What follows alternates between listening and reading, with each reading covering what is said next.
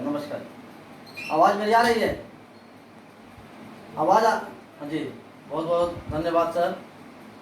इस एक दिवसीय राष्ट्रीय वेबिनार में इस रिसर्च फाउंडेशन ग्रुप और केआर टेक्निकल कॉलेज के द्वारा आयोजित इस वेबिनार के हमारे मुख्य अतिथि हमारे परम आदरणीय doctor Tripathi sir, doctor S Srivastava sir, doctor Jain madam और इस फाउंडेशन मोटिवेशनल ग्रुप के अध्यक्ष प्रेसिडेंट हमारे श्री उमेश जी, देश प्रदेश से जुड़े इस ऑनलाइन हमारे साथी रिसर्चर्स, स्टूडेंट्स। मुझे बड़ी खुशी है कि आज के दौर में इस ऑनलाइन कार्यक्रम से हम लोग जुड़ करके, मुझे लगता है कि जैसा कि त्रिपाठी सर ने कहा कि हमारे जो असाइनमेंट्स दिए जाते हैं, अगर उसको हम समय पर पूरा करते हैं, उसके लिए अगर सजग हैं तो ये सबसे बड़ी सफलता है। श्रीवास्तव सर ने कहा कि जो वैज्ञानिकों का जो कंट्रीब्यूशन है इस दौर में और जो डिजिटल ऑनलाइन जो रिवॉल्यूशन हुई है, एक अमूल्य देन है। तो इस रिसर्च में हमने देखा कि हमारे रिसर्च के क्षेत्र में डॉक्टर श्रीवास्तव सर से हम लोग जुड़े हुए हैं और उनके ही साथ हम लोग काम करते हैं, जो कि एक सॉइल से जुड़े हुए हैं, जिसको हम बोलते हैं कि ज़मीन से जुड़ना। तो आज के दौर में रिसर्च मेथोडोलॉजी पीएचडी स्कॉलर्स के लिए एक नया शब्द लगता है, जबकि ऐसा नहीं है। जब सारे स्टेप्स को हम जान जाते हैं तो ओनियन जैसे हम स्प्लिट करते हैं, उस तरह से हम सीखते जाते हैं। तो दूसरी बात कि हम स्लाइड शेयर कर रहे हैं, उमेश जी। हाँ, ये निराली का जो अभी वो उन्होंने शेयरिंग की है, उनको वहाँ से खाली कीजिए।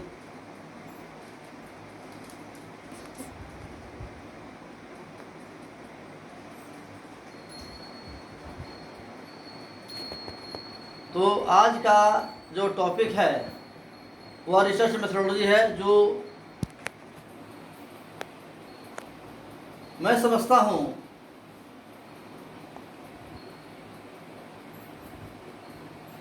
स्क्रीन दिखाई दे रहा है सर? स्क्रीन दिखाई दे रहा है सर? हाँ ठीक है, थैंक यू। हम थोड़ा सा बस कनेक्टिविटी चाहेंगे। तो आज का जो मेरा टॉपिक है कि रूरल जो हमारा जो डेवलपमेंट है, रूरल रिसर्च है, हम कैसे आम आदमी, जैसे कि सभी को संभव नहीं है कि हम बड़े बड़े देश के संस्थानों में हम जाएं, हम बीएचयू में जाएं, डीआरडीओ में जाएं, पीआरएल में जाएं, तो कैसे हम एक छोटे से जो हमारा ग्रामीण परिवेश है उससे जुड़ करके हम इस काम को आगे बढ़ाएं। तो सबसे पहले जो रिसर्च मेथोडोलॉजी है, एक जस्ट इंट्रोडक्टरी पार्ट है। इस छोटे से समय में 10 स्लाइड में बताने का प्रयास किया गया है। तो रिसर्च जो हमारे जो वर्ड हैं वह 8 लेटर से बना हुआ है, RESEARCH। कहने के लिए there are lots of letters, words, sentences about research, but हम अगर इन 8 पॉइंट्स को हम ध्यान में रखते हैं कि रिसर्च क्या है। उमेश जी, मेरी आवाज़ आ रही है? उमेश जी, हेलो उमेश जी, मेरी आवाज़ आ रही है? हाँ ठीक है, हाँ ठीक ठीक। जिस तरह से बहुत सारे वर्ड्स हैं, सेंटेंसेज हैं, बुक्स हैं, लेकिन ये जो हमारे 8 कंडीशंस हैं, 8 जो पैरामीटर्स हैं, अगर इसको हम फुलफिल करते हैं तो रिसर्च को हम ऑप्टिमम लेवल को प्राप्त करते हैं। RESEARCH, R for relevancy. अगर किसी भी टॉपिक में हम रिसर्च करते हैं, हम सोचते हैं, उसके बारे में हम चिंतन करते हैं, तो सबसे पहले मुझे सोचना होता है उसकी रिलेवेंसी कितनी है। जो भी टॉपिक हम सेलेक्ट करते हैं, जो भी चिंतन करते हैं, तो सबसे पहले हमें सोचना चाहिए कि उसकी रिलेवेंसी कितनी है। इसके बाद एक रिसर्चर्स को ऑलवेज एनर्जेटिक होना चाहिए। ऐसा नहीं कि कभी कभी होता है कि हम बहुत उत्साह में अपने काम को आगे बढ़ा देते हैं, फिर स्लो हो जाते हैं, फिर ऐसे जो ग्रेजुअली जो अप्स एंड डाउन्स आते हैं, ये नहीं होना चाहिए। ऑल एलोंग हमारे अंदर एनर्जेटिक जो रिक्वायरमेंट है वो बने रहना चाहिए। दूसरा कि उस लिटरेचर का, उस टॉपिक का सब्जेक्टिव एस्पेक्ट क्या है। इसके अलावा वह जो मेरा टॉपिक है वह इको फ्रेंडली है कि नहीं, क्योंकि इको फ्रेंडली होना भी बहुत ज़रूरी है। इसके बाद अपने को देखना है कि क्या इस रिसर्च के हम कहाँ तक हम सफल हैं, हमारे अंदर जो एबिलिटी है और जो उसका आउटकम्स और एक्सपेक्टेड आउटकम्स है उसके बीच में गैप्स क्या है। इसके अलावा उसका एक रोड मैप हम तैयार करते हैं कि इस काम को हम कैसे करेंगे, प्रॉब्लम को कैसे सेलेक्ट करेंगे, डिज़ाइन कैसे करेंगे, अपने सुपरवाइजर से हम कब मिलेंगे, एक हम आउटलाइन तैयार करते हैं। और लास्ट जो हमारा है, सेकंड लास्ट, कि कॉम्पिटेंसी एंड कमिटमेंट।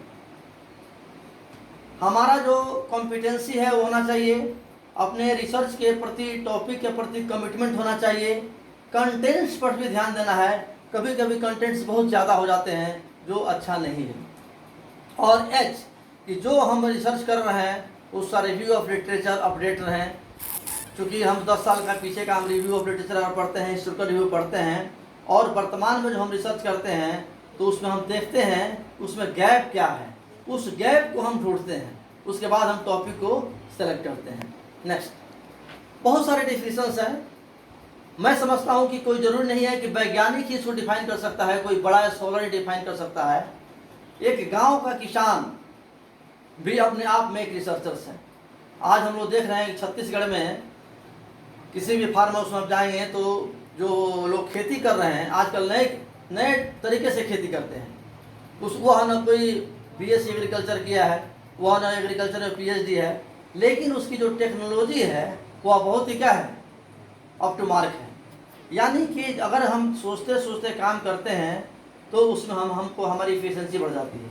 तो ऐसे कुछ डिफिनीशंस, जैसे मान लीजिए ये नटसेल में डिफिनीशंस है, स्लाइड को शेयर कर सकते हैं बाद में, कि रिसर्च जो हमारा है वह ओरिजिनल कंट्रीब्यूशन होता है।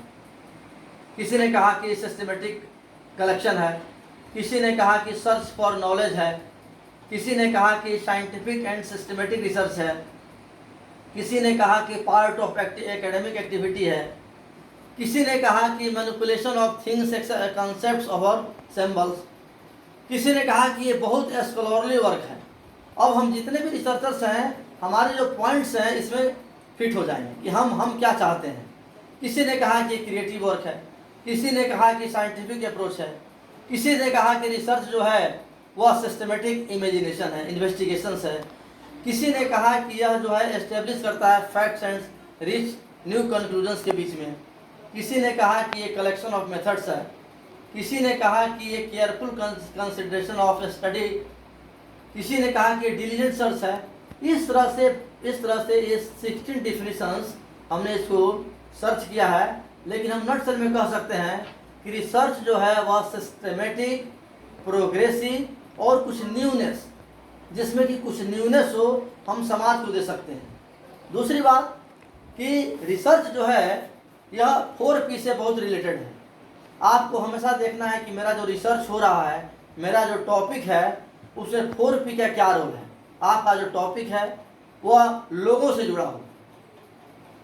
आप अपने आप को जज कीजिए, क्या मेरा यह टॉपिक लोगों से जुड़ा है, क्या मेरा यह टॉपिक समस्याओं से जुड़ा है, क्या यह किसी कार्यक्रम के लायक है। और आप जब वर्क करते हैं तो यह एक आगे चल करके हमारे प्रदेश के लिए, देश के लिए, विश्व के लिए क्या ये एग्जाम्पल होगा।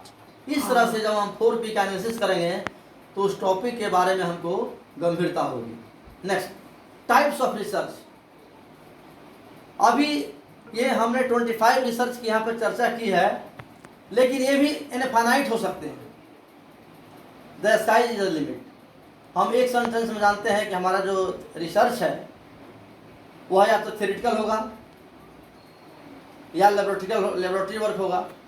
लेकिन जैसे कि मान लीजिए कि अब हिस्टोरिकल रिसर्च है, डिसीजन ओरिएंटेड है, मिक्स रिसर्च है, क्लिनिकल रिसर्च है, फंडामेंटल रिसर्च है, बेसिक रिसर्च है। हर रिसर्च के बीच में एक स्पेशलाइजेशन है कि आपका रिसर्च जो है किस, अभी आपने देखा इसमें लिखा हुआ है मेटा रिसर्च। जो समाज में घटनाएं घटित हो रही है, जैसा कि अभी हमारे पहले के जो व्याख्यान दे रहे थे आदरणीय सर ने बताया कि अभी कोविड-19 में जो महामारी आई है, तो महामारी के बाद क्या होगा, सर बता रहे थे।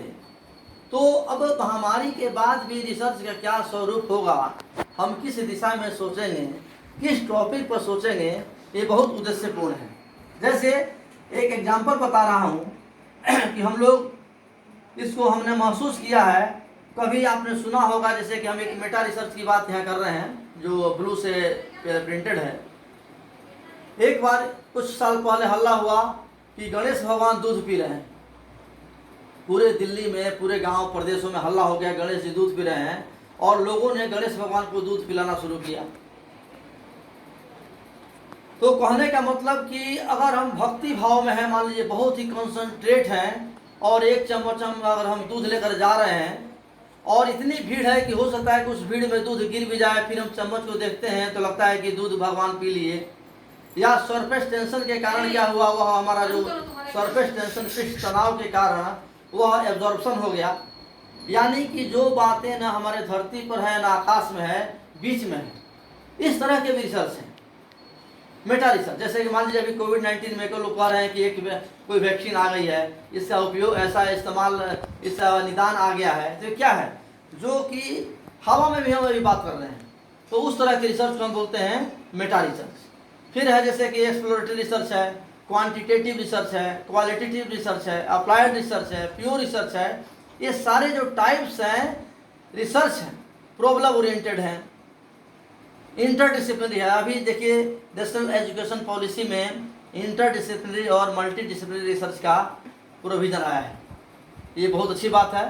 तो इस तरह से हमारे टाइप्स ऑफ हमारे रिसर्च हैं। नेक्स्ट, एक अलग किताबों की दुनिया में जो रिसर्च हमारे हैं, जो रिसर्च के मेन कैटेगरी हैं, वह हमारा एप्लीकेशन पार्ट है, ऑब्जेक्टिव पार्ट है, टाइप्स ऑफ इंफॉर्मेशन है, प्योर रिसर्च है, डिस्क्रिप्टिव रिसर्च है।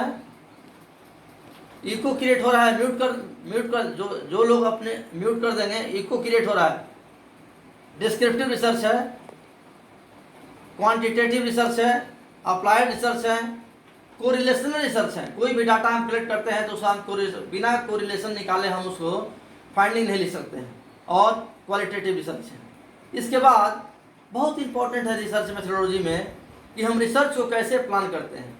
अभी हम लोग चर्चा किए कि डेफिनेशंस क्या है, उसके टाइप्स क्या हैं, लेकिन रिसर्च के जो प्रॉब्लम्स हैं हम जब सेलेक्ट करते हैं, हम रिव्यू ऑफ लिटरेचर को